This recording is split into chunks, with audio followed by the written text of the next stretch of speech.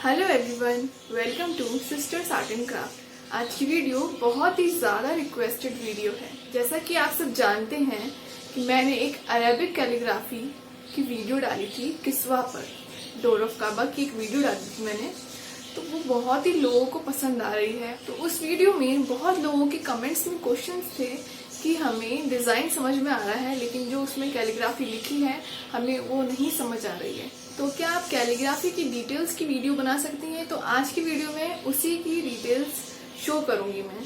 तो चलिए फिर शुरू करते हैं।